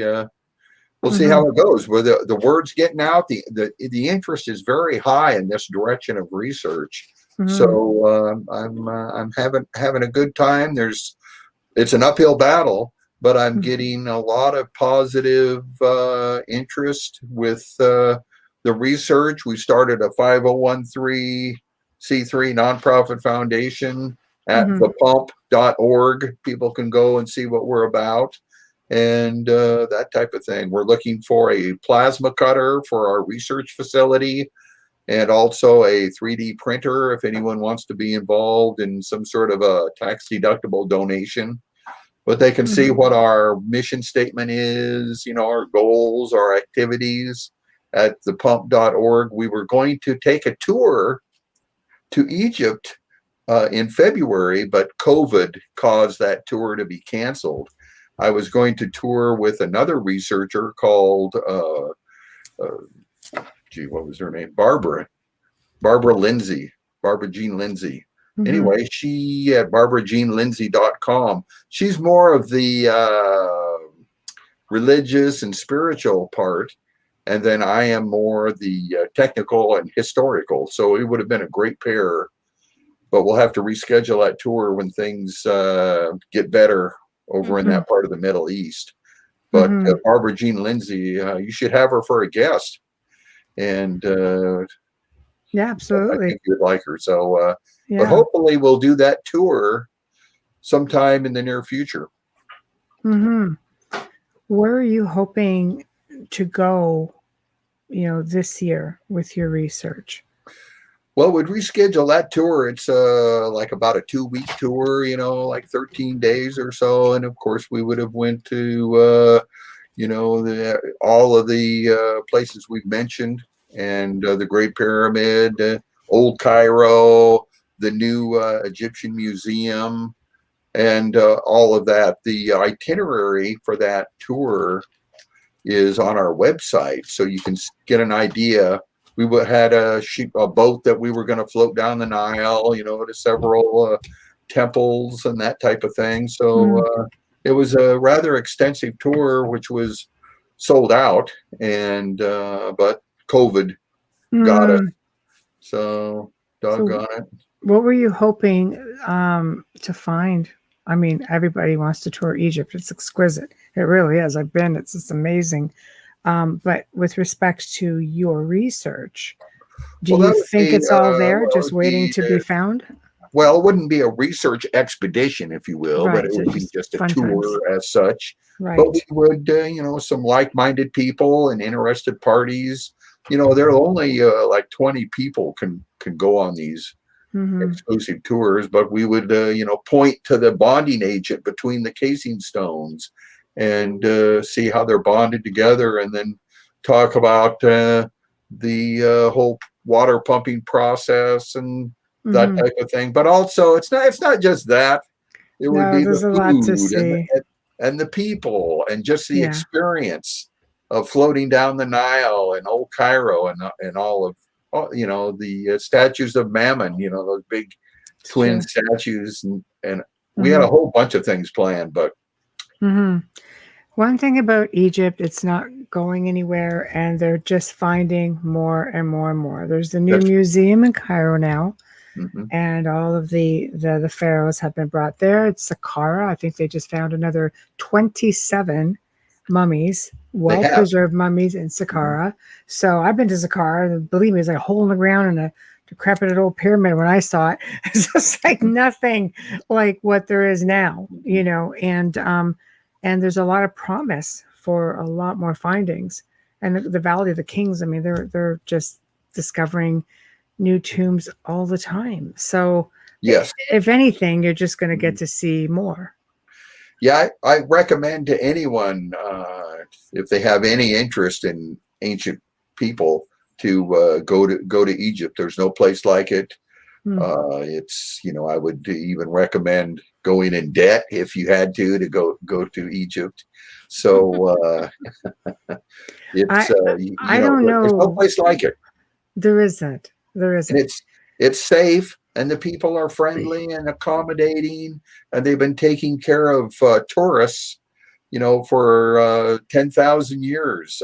Herodotus in the Mhm. 5th century BC was essentially a glorified tourist. The only thing special about him was that he wrote it down, and Mhm. his writings are still available to us. So that's marvelous. But they accommodate you. They're friendly. They all speak English. I'm sure they all speak German. Mhm. Whatever you need, and it's a beautiful, beautiful country. So I hope I can lead a tour to Egypt when things get back to normal. Yeah, we have friends in Egypt who are making a discovery of their own right now, and of course, all of their research is completely, and that's at a site that I think it's called Sicily, and Wow. it's all it's pretty fascinating. National Geographic's already covered it, and oh, it's a lot of fun, and it's funny because you see the old with the new. And what I mean by that is, when I was there, I had different guides, and the older guides, you'd say, "So, okay, what do you think about the curse of King Tut?" Oh, no, no, no, you don't want to go there. It's terrible. You can die, blah, blah, blah. And you ask some of the younger people, and they're like, oh my God, don't believe any of that crazy stuff. So it's a lot of fun because you just get a lot of different perspectives on it. So Yeah, you do. Yeah, maybe all three of us should lead a tour. wouldn't that be fun? You'd have to Oh, knock that'd me be out to sit fun. on a plane that long. Oh, it's a Yeah, I'm lot of terrible that fun. way. it I'm is. like my maximum is 6 hours on a plane, and I'm done because I'm too fidgety. Not me, I Um, Oh love it. yeah. Well, we we left from the West Coast here in the United States, and it's 11 time zones, and Harder to for you Egypt. guys. Yeah, and the Yeah. maximum you can go is 12 because there's only 24. So Yeah, it's almost quicker to come back the other way around the Earth. But it is. on the Yeah. plane, we flew Paris to Paris, from the East Mm. Coast, nonstop, of course, across Hmm. the Atlantic. But the flight was so long, they woke you up twice, and it was a red eye. It happened, so they wake you up twice to feed you, and it was quite an experience. And but it's worth. Travel is always expensive, and it's always worth it. Oh, And travel's always worth it. I love to nothing travel. like buying memories, in my No, opinion. you So Oh can't. yeah, You can't it's put a price on that. no. We have a question in the chat room. Mm. Zachman. Hi, Zachman. I didn't say hi to you today. I have one question. In stories from the Torah and the Old Testament, are there any indications that the ancient Hebrews were aware of what these pyramids were really built for? Why or why not? well. Believe it or not, I'm a researcher, and a researcher sits around doing a lot of reading. And I've actually read the Mhm. Bible, but it Jesus, when he was very young, went to Egypt to escape Herod's killing of the 2-year-old Firstborn. and under male babies in that Hmm. area. I don't want to get into a big Bible study or That's anything. okay. Why Yeah. why he wanted Okay. to do that? The wise men came and they were looking for the king. Okay, well, it's not Herod, so Herod was supposedly jealous and got rid of these kids. Well, Jesus left with his family to Egypt. So anyway, Jesus was Egypt, but certainly the Bible doesn't mention the Great Pyramid, either by Khufu or Cheops or anything like that, Mm-mm. or by its shape, a pyramid or anything. So there's no mention. But what is it? Isaiah chapter 19, verse 19, it indicates that there is a monument or a pillar, in the center of Egypt and all of that, and that's quite cryptic. And you can make that mean anything you want, and a lot of people put a lot of store into that, and then they develop a whole theory about the Great Pyramid, confirming Bible prophecy. But much of the Great Pyramid, or much of the Bible, isn't really about structures in Egypt. So there's a lot of other things going on. So as far as I'm concerned, Mm. the Great Pyramid isn't mentioned in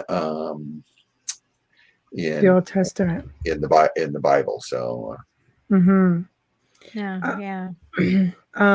When you're looking at the other pyramids that are built alongside the Great Pyramid, were they all part of this structure, or were they basically just built as tombs? there are two other notably large pyramids, one almost as big as the Great Pyramid, and then the third one, which is quite a bit smaller. They're right there, and they're right near the Great Pyramid. They're not as elaborate in terms of their passages and chambers, different angle on the sides, if you will, and also different quality of construction. So that too is a factor. And so it's hard to say.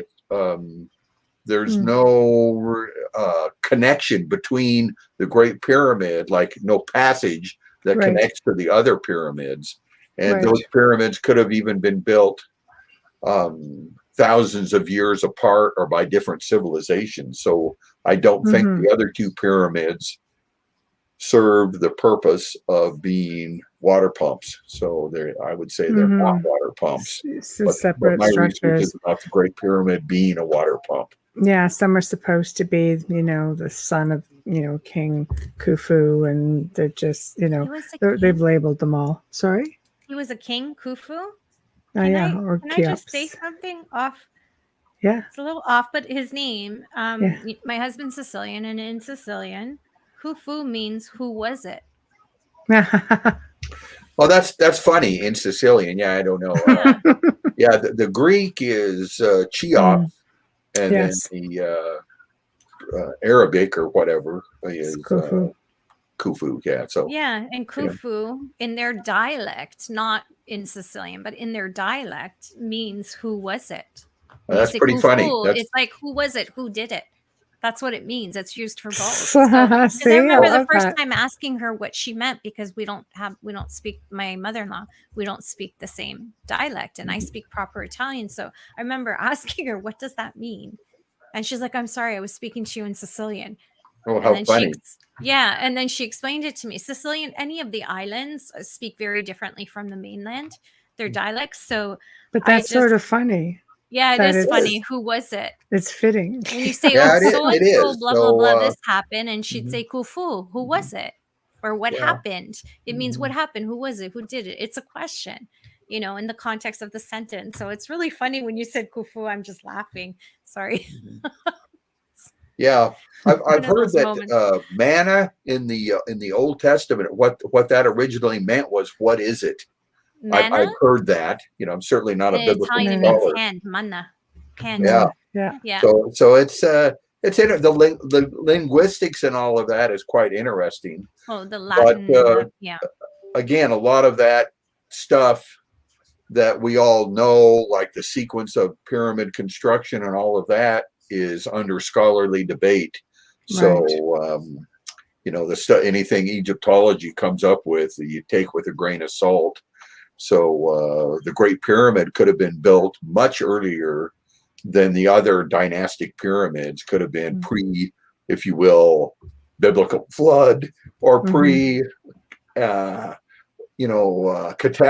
I'm a catastrophist.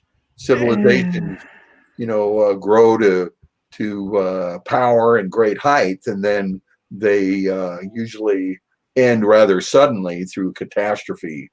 Like Mount Vesuvius with Pompeii, that type of thing, or other civilizations. Even if I can put it this way, Nazi Germany, rose to a powerful nation, but then ended quite suddenly, if you will. So that's a modern example. So, so what I'm saying is, the Great Pyramid could have been built pre-catastrophe, and there's a whole host of possibilities.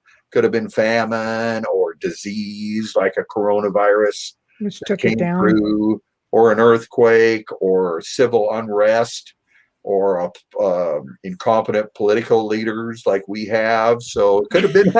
Just give us 3 reasons to get pulled on YouTube. Yeah. It could have been a number of delete, things. cancel, delete. Well, if you think about it, they figure the Sphinx was at least 10,000 years old. So maybe Right. the pyramid was built along with the Sphinx, because there seems to be a tunnel that goes from there to the Sphinx. Wow. Well, there's speculation that there's some sort of tunnel between the Sphinx and the Great Pyramid, but there's no, the evidence for that is just for the age of it, though, would prove to be interesting. right. Now, the age of the Great Pyramid is sort of beyond the focus of my research. Yes. You know, it doesn't matter when it was built to me. Right. But it wasn't long ago that everybody knew the structures on Giza Plateau was built about 4,000 years ago, 2,500 years ago, excuse me. You know, the pyramids were built about a generation apart from each other, and the Sphinx was built right in there too around that time. Well, there is this guy, a preeminent geologist. That's right. Dr. Robert Schoch, who That's I met, and he is awesome. He is brilliant. And he's been fighting this same situation as you, fighting the system. Yeah. And he, you know, the Sphinx is rock, so it is in his, you know, wheelhouse, if you will. It's in his area of expertise. And there is erosion that he interprets as being water erosion. That's the last time there was water was sort of pre-ice age, if you can say it that way. And that's what he's saying. And the Sphinx is much older, 10 to 12,000 years, according to him. But they're now starting to pay attention to what he is saying. Right. So that, by inference, brings back the date of construction of the Great Pyramid, if those structures are contemporaneous with each other. You know, if they were built by the same civilization and the same culture, then they probably were built at the same time. So the age of the Great Pyramid used to be a settled science, but now it's under very much scholarly debate. And I think that thanks to Dr. Shah's research. Yes, and he's brilliant. Yes. And but Egyptology has viscerated him, and he's been the subject of character assassination for a long time. For 20 years. And, I know. Wow. And now they're like, finally, I just saw him do an interview recently, and he goes, he's finally getting the attention, not for himself, but for his work, that people are finally leaning to it and going, okay, wait a minute. There is water erosion here. They've been working on that Sphinx for like 30 bloody years. How do you not know? I mean, come on. It's not brain science. You can't tell water erosion from sand erosion. There's a difference. Yeah, not Egyptologists. So if I was, let's say I was an Egyptologist, what I would do was I would say, you know, the Sphinx is made out of rock. Let's get someone in here that's a specialist on rock, which is Dr. Robert Schoch. And he is, you know, he is awesome. But Egyptology is not going to do that. Oh, no, they don't want someone that's an expert, you know, casting, you know, shadows on their stories they've come up with. They almost sound like the Roman Catholics. Just it's funny. I do know, you know, a handful of archaeologists, and I admire them for their work. Oh yeah. Some of them are not even practicing archaeologists, because it's not like it's that easy to get a job in archaeology, you know. And I find there's one thing specifically that they go to school. This is what they learn. They really don't veer far from that, you know. Like, it's almost like you're afraid to cross the line.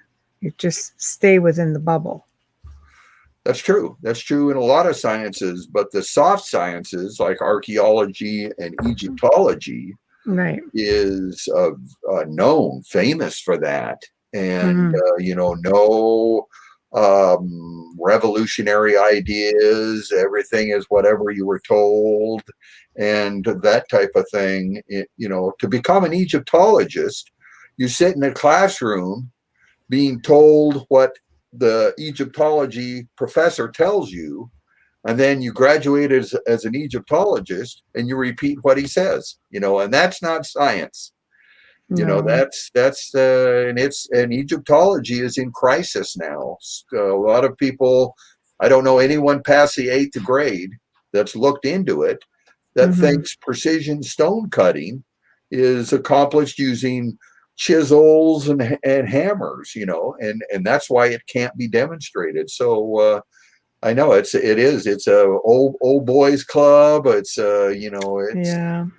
it It's is. It very is. detrimental for the pursuit of truth. So it's too bad. You need like a rebel just to get in there, shake the foundation a little bit and say, no, this is a thing. This is why. But it almost like seems like it can't be an independent researcher to be taken seriously. It almost has to be somebody within their community who does Right. it. But to be within their community, you have to toe the line and I know.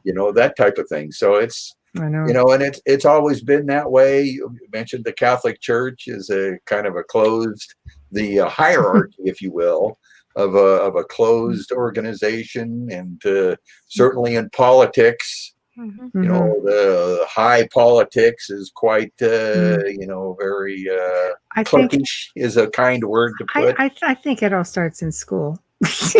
You'll have your little cliques, and Yeah. that doesn't change, and No. even in any field. Even in I'm as in. adults and I friends, end it up in the doesn't change. film industry, and it's much the same. We have a formula. We're sticking to the formula. We're not Right. veering from the formula. Formula sells. Formula works. And then somebody comes up with an idea, and then you're like, "Oh, we're changing the formula."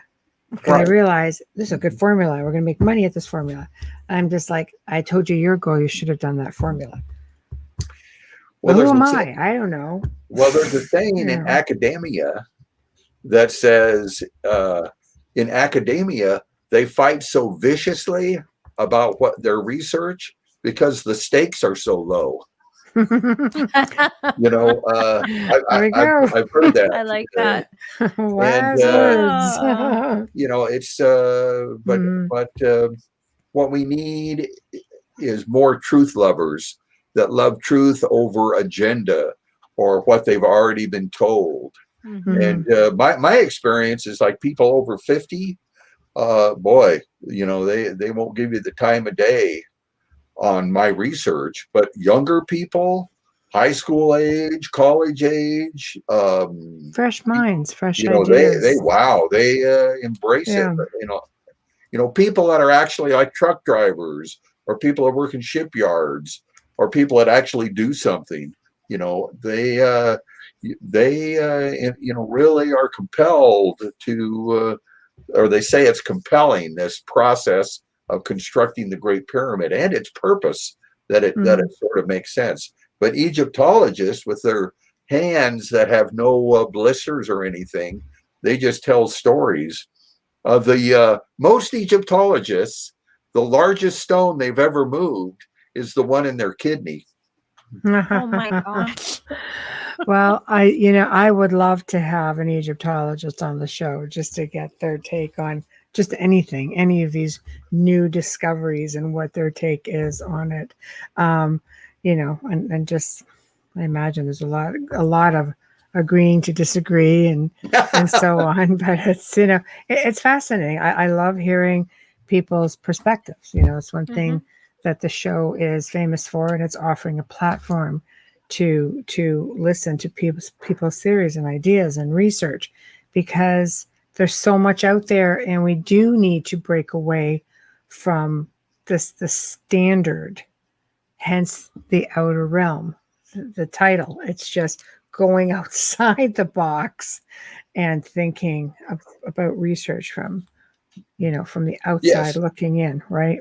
all revolutionary ideas Mm, are come from outside of the organization. mm, Even IBM, was into copiers and that type of mm, stuff. Well, when computers came along, they missed the ball. They dropped the ball, if you will.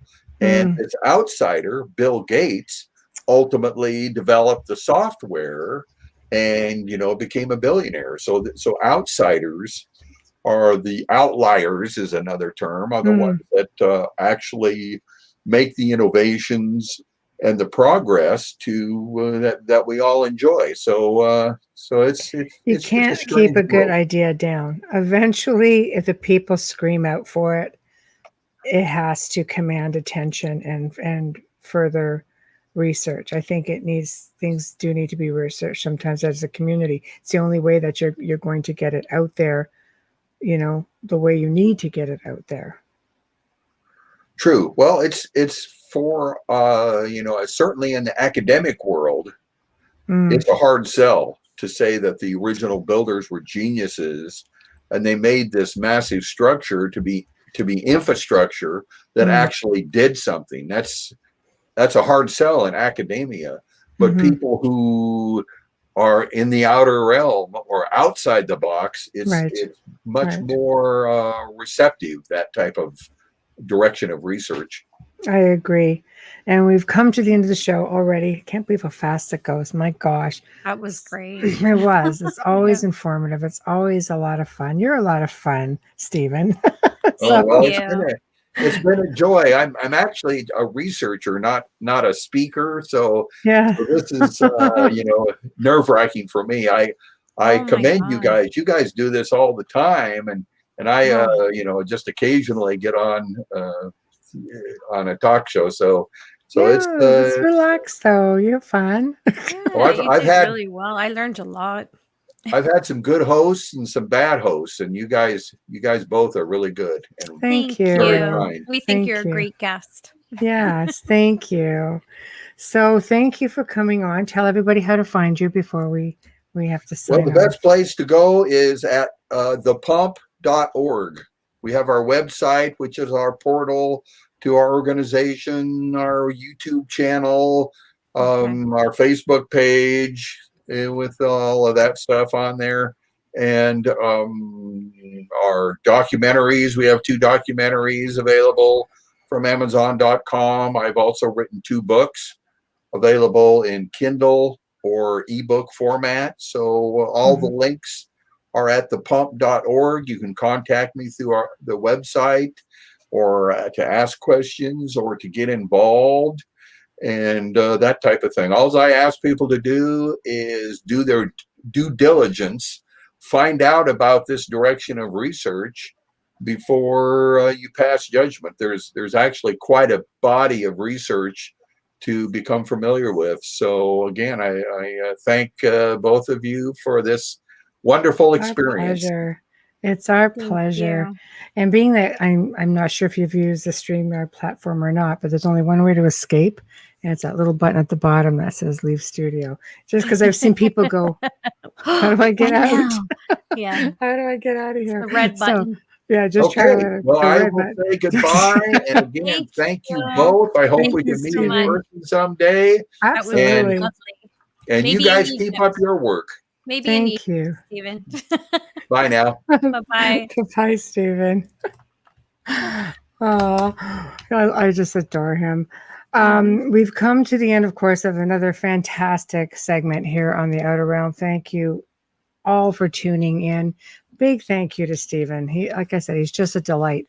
And of course, we want to extend a special thank you to Folgers Coffee for partially sponsoring tonight's show. Always a big thank you to our producer, Joe Montaldo. Please remember to stop by the International Public Radio YouTube channel, UFO Paranormal, and that other one. Honestly, I just can't remember it. It's terrible. Anyway, just stop on by, subscribe. While you're there, please stop by the Outer Realm on Facebook. Follow us on Instagram. If you'd like to see specific guests or topic, as always, please message us on the Outer Realm Contact at gmail.com. The Outer Realm Contact at gmail.com. Next week, we've got more interesting guests. Of course, the Booth Brothers return to discuss their newest film and upcoming events. They're always a heck of a lot of fun. Don't want to miss that one. And new to the Outer Realm on Thursday night is Chris Stiles. And he's going to be discussing the Shag Harbor UFO event. And a lot of people think there's just the one event that goes back into the 60s. No, he himself actually had an experience there as well. And for those who aren't familiar with Shag Harbor, it is it's probably Canada's only really documented UFO event. It is a fantastic story. It is in Nova Scotia, yes, home of Oak Island. So you don't want to miss that. It's going to be amazing. So until then, Amelia and I thank you. Have a good night. Have a fantastic, safe weekend. For those in Canada, long weekend. Y'all behave yourselves, and we'll Yeah, see you next week. We're still working Monday. We are. Good night, everyone.